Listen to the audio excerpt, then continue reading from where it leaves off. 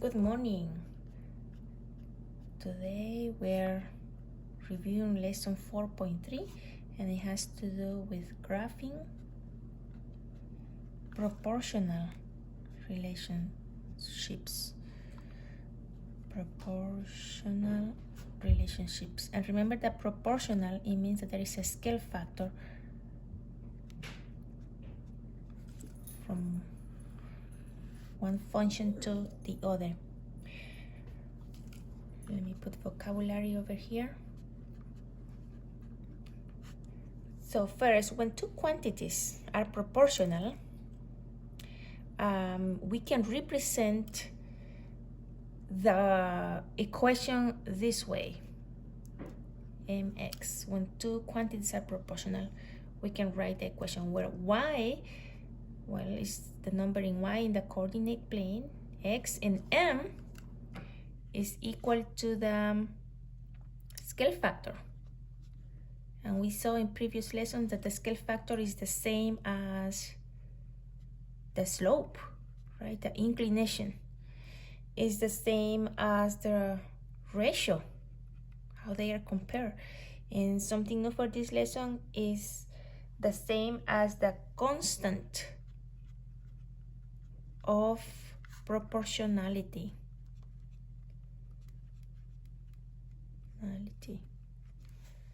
Okay, so these things come here. Remember, slope is the inclination, the ratio is a fraction, the scale factor, how much is enlarged or reduces, right? So let me draw over here a figure. And 1, 2, 3, 1, 2, 3. Let's find out if this is a proportional relationship. So the way to know, let's find the ratio, the slope. If it has the same ratio, then we will say, yes, this is proportional. And remember that the slope, or m, is equal to y over x. So in our example, where when y is 2, let me see, over here will be 1, right? And in y will be around 1.5. So when y is like 1.5, x is equal to 1. Let me see, when x is equal to 2, this is almost 2. Let me see, let's say that is 1.9 over 2. Is this equal to, when x is 3? 2 point, and this is just an approximation, 2.3 over 3. Now, if you do this on the calculator, you find out these are not the same. Every time I do this, it's a different number.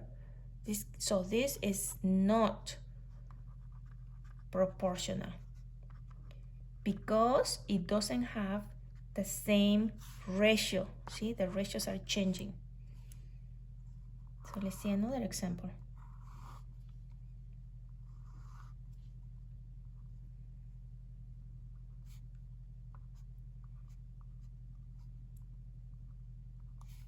How about here?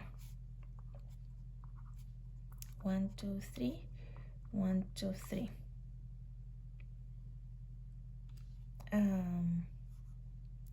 This example is a little, forget about the other line, okay? When 2 is 2 over here, when 3 is here, it's 3 in here. So what's the constant? Y over x. When y is 1, x is 1. When y is 2, x is 2. When y is 3, x is 3. If you do this, all of them have the constant of proportionality of 1. So yes, it has the same ratio. If the function has the same ratio, then it's proportional. And the way that you know whether it's proportional or not is that you find the different ratios, right? The different points, y over x. So this is a proportional relationship. And how can we graph this? How can we make the function, the equation? Well, we can write an equation for here. We can say that y will be equal to m times x. Y will be equal, what's m here?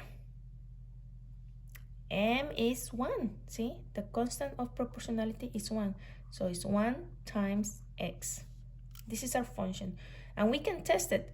Let's say when x is 2, how much will y be? When x equals 2? Well, let's substitute. When x is 2, y will be 1 times 2, 2. When x is 2, y will be 2. And so forth. We can substitute, or maybe we can substitute for y. And that's how we solve the equation. This is an important equation. You use that equation when the relationship is proportional, when they have the same ratio, a constant, the constant of proportionality. Now let's see this in a real world problem. Okay, so let's say that the distance, you know that the light travels at certain speed and sound travels at a different speed. So let's say that the distance will be equal to y, and will be in meters, and this will be the distance that the sound travels. And we will say that the distance that the sound travels is proportional. I'm telling you it's proportional, so you know you can use this equation. It's proportional to the amount of time. So time will be x, and time will be in seconds. The distance of the sound is proportional to the time in seconds that the light travels. So you are in a storm and you see a lightning strike, and 12 seconds later you hear the thunder. You hear the thunder, and the thunder struck 4,160 meters away. You saw where it struck, but it took 12 seconds for you to hear the thunder. So can you graph this equation? Yes, you can. They are giving you what's the distance and what's the time. So remember the equation, follow the same. Y equals m times x. So when y, the distance is 4,116 meters, I don't know the constant of proportionality, but I know x time. It took you 12 seconds. So here you have your equation.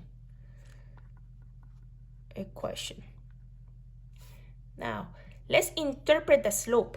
Let's interpret the constant of proportionality. What is m? Well, let's solve the equation. I will put m over here. M times 12 equals 4,116. So m by itself is 4,116 divided by 12. M, you do that on your calculator, is 343 meters per second. This is the constant of proportionality, 343 meters per second. And I know because this is meters, this is seconds. You keep here meters, you keep here seconds. Now that you know the constant, what's the interpretation of that? It means that every second, the sound travels 343 meters. Per every second that passes, the sound travels 343 meters. That's the interpretation, see? Because there's no 0 seconds, it's 1, right? Any whole number has a 1 under. So for every second, there are 343 meters that the sound travels. How about if you are asked what the distance will be if you hear the thunder 10 seconds later. So distance is equal to y. Y will be your unknown variable. Y equals m over x. Now you don't know y in this case because y is the unknown. You do know n now. It's 343. And x is time. Time will be 10 seconds later. Let's keep the units here. This is second and 345 is meters per second. So you multiply that, and it will be 3043, right? Meters. Because seconds and seconds get eliminated. So if you hear the thunder 10 seconds later, it means that the lightning struck 3,430 meters away. If you don't know meters, you can just find the conversion. You divide this by this, and you will have the miles. I think this is around close to 2.1 miles. So if you hear the thunder 10 seconds later, the lightning struck probably 2 miles away. That's more or less. I enjoyed the lesson about this lightning. That's true facts. So it's something fun to do when you are in a storm. Have a good day.